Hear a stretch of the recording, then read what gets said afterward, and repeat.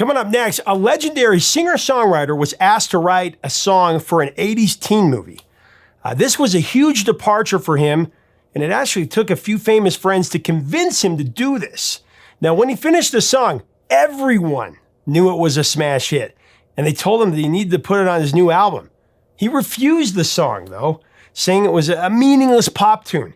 It ended up being his biggest hit, and by not putting it on his new album, it probably cost him platinum status, maybe even the #1 spot. He ragged on this song for years, until his therapist, of all people, told him that he was dead wrong, and that this song was about the most fundamental thing in life.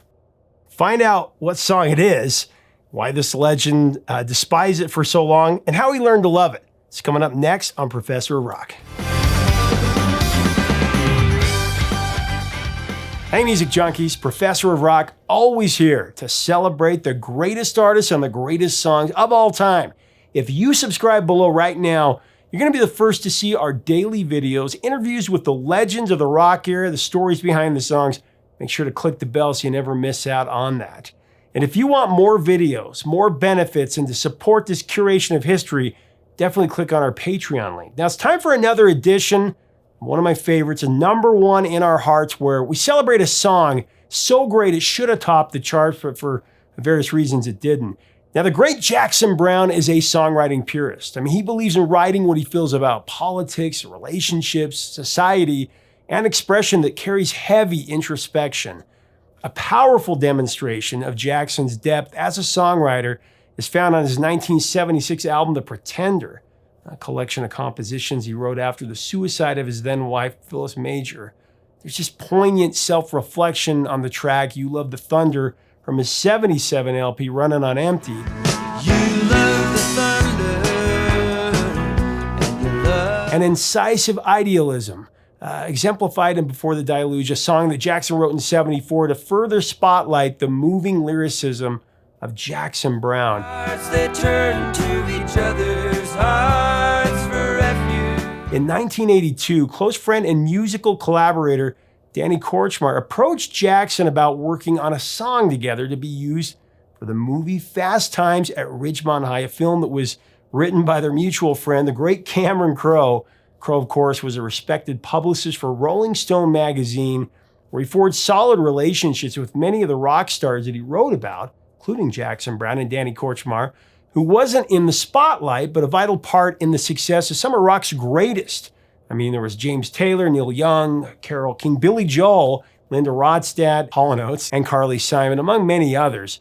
You know, Korchmar, affectionately called Cooch since his teenage years, had a guitar riff and a simple lyrical hook that he came up with that read, "She must be somebody's baby."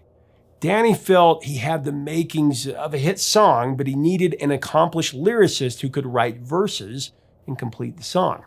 Cooch thought Jackson Browne would be a perfect choice to bring his rough draft to life. He believed that Jackson could make the song something special. The problem was that the essence of Korchmar's song was very different for Jackson Browne. It was going to take some convincing to get Jackson on board. Jackson and Korchmar had teamed up, to create music for the Jackson Browne album, the classic Running on Empty.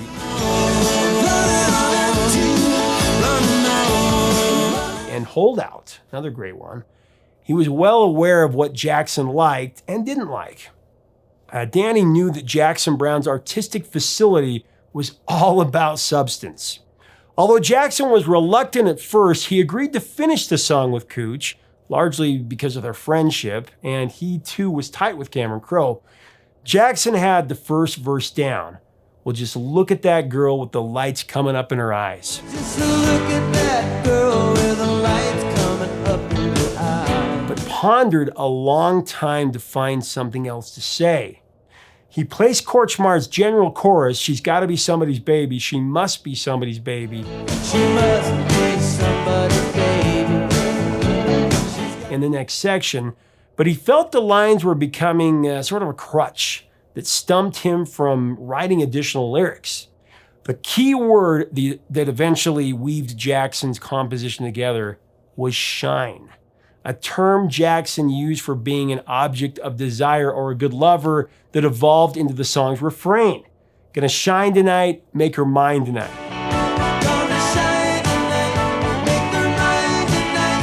When Somebody's Baby was finished, Jackson Browne had the option to place the track on his upcoming album, which would have been the LP Lawyers in Love. It was released in 1983. But the song was such a radical departure for Jackson Browne that he declined the option to include it on his album and gave it up solely for the movie soundtrack of Fast Times at Ridgemont High. Such a classic film. Jackson called Somebody's Baby an unabashed pop song, which was not a compliment.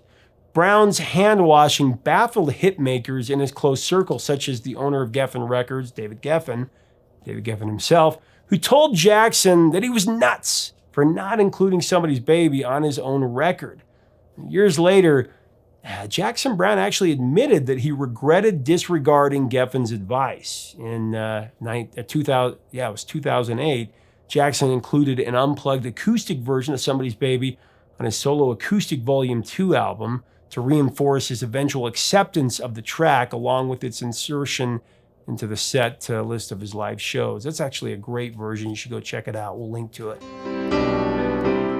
She's got to be somebody's baby. Somebody's Baby was released from the soundtrack of Fast Times in the summer of '82, and it became Jackson Browne's highest charting single. It rose to number 7 on the Billboard Hot 100 and number 4 on the mainstream rock chart. Slightly better than the number 8 peak position on the Billboard Hot 100 for the single Dr. My Eyes in '72. Dr. My Eyes have seen the years. Somebody's Baby, I gotta tell you, it's so infectious and agelessly relatable. It's the people's favorite, if you will. It should have been a number 1. It may be an unabashed pop song, as Jackson Browne described it, but Somebody's Baby, it's not inconsequential fluff. It was actually just a genius illustration of how the right song can truly characterize the storyline of a film. Fast Times at Ridgemont High was a hit and one of the most popular comedies of the last 40 years, but without the positioning of Somebody's Baby, I would argue, in key moments of the film wouldn't be nearly as exuberant. It's like the perfect pairing of sound and vision, especially in how it introduces Jennifer Jason Leigh's character Stacy as the lead heroine. The track comes into the movie several times when Stacy gets into a coming-of-age sexual situation that she finds mysterious, awkward, and frightening, really. You look beautiful. Thanks to you. And the song returns later in the movie when Leigh's character, a bit more experienced, initiates another carnal encounter with a different partner. Somebody's Baby added an accentuating layer to the picture. Something that was rarely done in teen comedies of that era, and it spoke to the generation coming of age at that moment.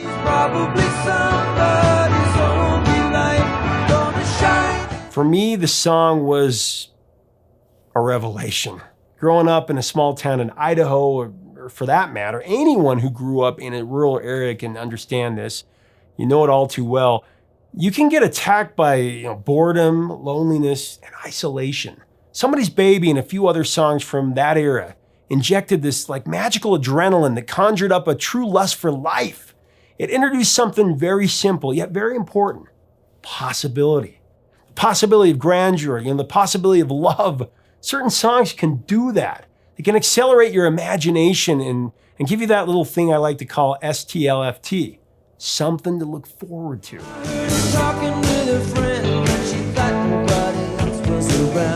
Very important when you feel so far away from civilization.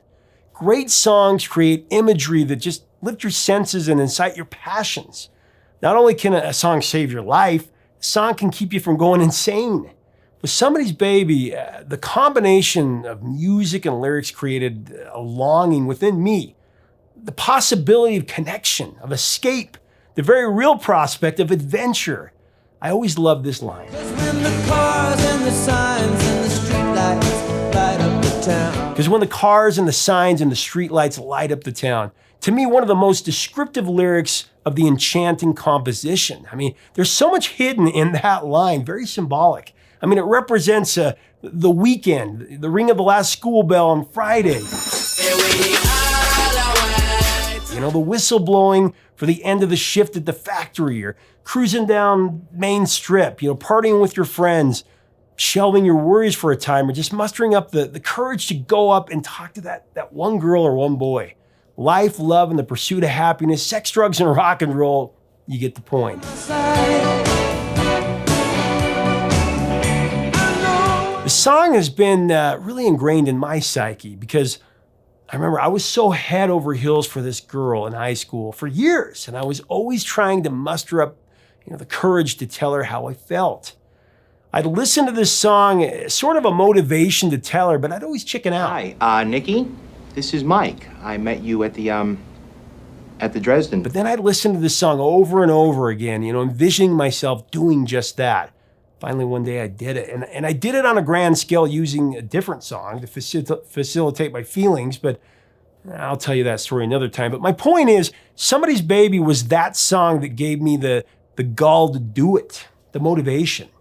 Now, getting back to the song's placement in Fast Times at Ridgemont High, we definitely have to give credit to the Fast Times director, Amy Heckerling, for the song's brilliant placement.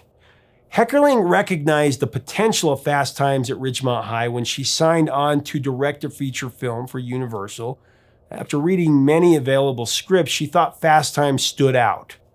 Although Heckerling loved the script, she felt that it bore the marks of excessive studio interference. So she read the novel by Crowe, determined which parts were strongest, and sat down with Cameron Crowe to rework the script.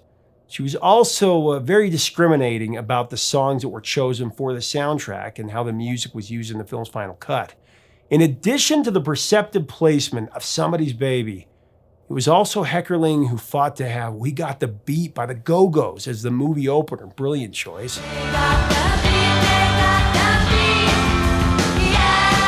Of course, Oingo Boingo's Goodbye Goodbye is the closer.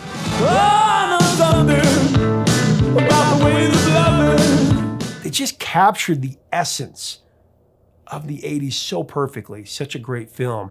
Danny Kortchmar is just a genius arranger. He's a master of musical melody and structure, creating magic time and time again throughout his extensive career. Before working on the outline of Somebody's Baby, Danny was working with Don Henley on the track Love Rules for the Fast Times soundtrack, a partnership that produced many of Henley's biggest hits, including Dirty Laundry, Sunset Grill, and All She Wants to Do Is Dance. Cooch's guitar riff on Somebody's Baby.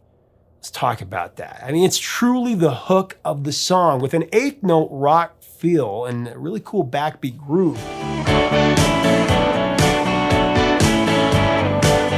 The riff is just a joyful bop and roll that makes the song a feel-good treasure, taking you back, like I said, to those high school days when just dealing with the pain of being a frustrated teenager just felt insurmountable.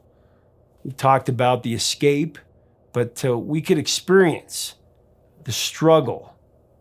It was very real at that point.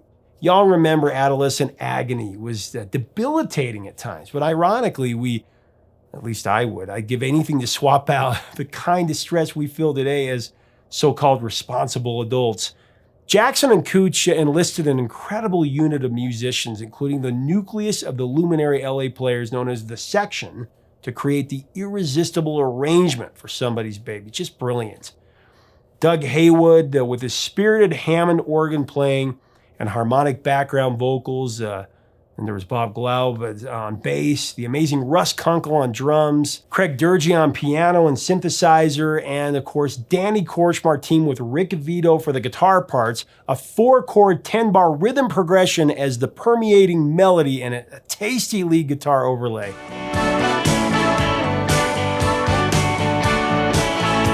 We've talked about one of the lyrics from the song, but let's go deeper on more. The lyrics for Somebody's Baby, indeed unconventional prose by Jackson Browne. But in many ways, so is his vocal performance.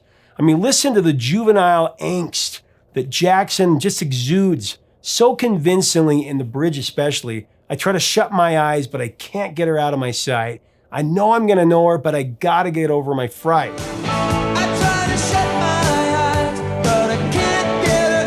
And a rare Jackson Browne falsetto. A bust out in the line, I'm gonna talk to her tonight.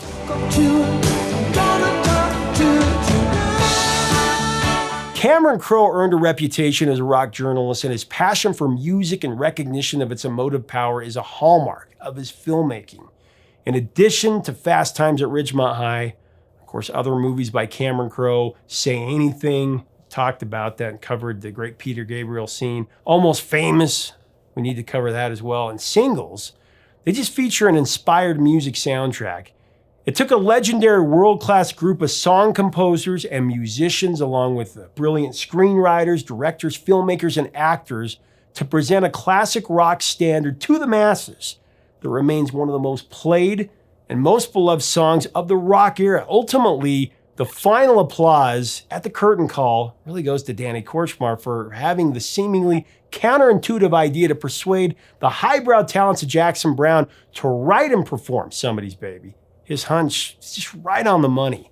Jackson Browne most certainly made a very common song subject just spark and soar with an uncanny take on how to bring the listener into the narrator's yearning and the fantasy of being someone's infatuation.